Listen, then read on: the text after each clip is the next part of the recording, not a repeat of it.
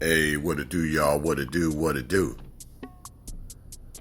You're tuned in to Rayology XM.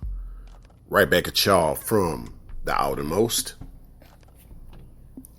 In regards to this idea of what a Femikaze is, yes, similar to kamikaze, you look that up. That just pretty much means like attack with an aircraft, but more so based on a suicidal way. You literally use the aircraft as like a missile. So not too much to really explain about kamikaze. It's pretty self-explanatory. So this idea of a femikaze, very similar, but let's talk about what leads up to a femikaze, where the feminine will just use herself or weaponize herself in sort of a suicidal way.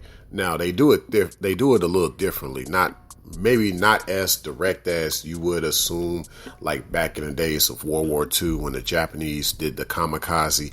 And yes, kamikaze is a Japanese word by origin, FYI.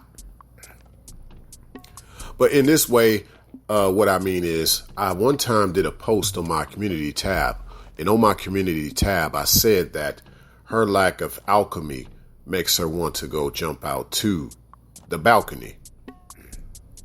And literally that's it, because this idea of girl power, yes, this idea of girl power is like their magic. And so alchemy has a lot to do with magic, mystique, certain powers. So her lack of that makes her not have her place in this world.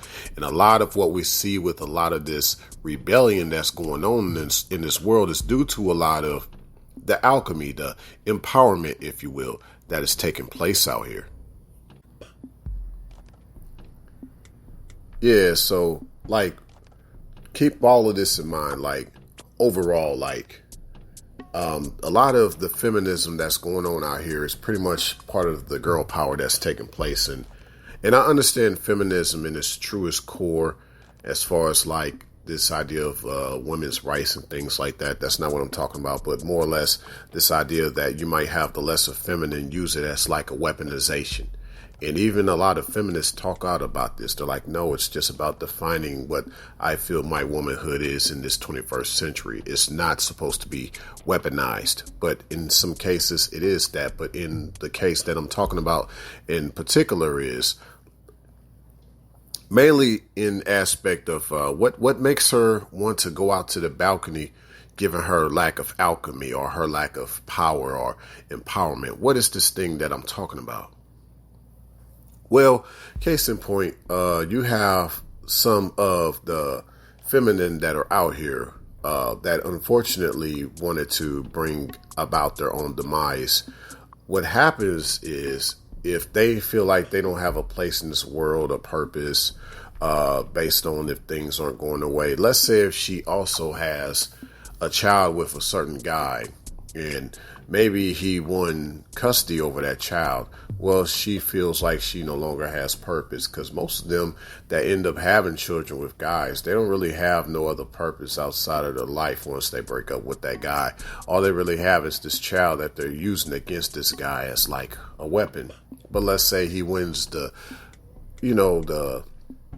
custody of that child. She no longer has that as a weapon. So the next weapon is she'll keep the child from that guy and possibly jump over the balcony with her and the child. This has happened many times, unfortunately, and my condolences towards all parties involved in that type of situation, even the one that chose to jump off the balcony with the guy's child, right?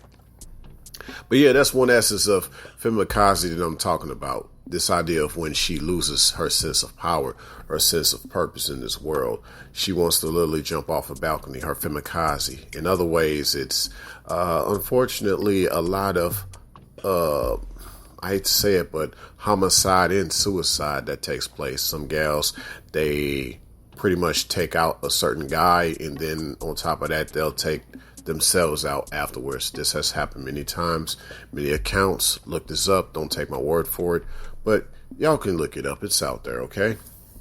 So this is what I mean in essence about the Femikaze. Like, she literally is suicidal in regards to her femininity. Basically, she feels like she has no other purpose. And all things, though, when you think about it, she's not even trying to find purpose with her femininity. She doesn't want to know it. See, the femininity is the balancing with the masculinity. A lot of them want to have their femininity without masculinity.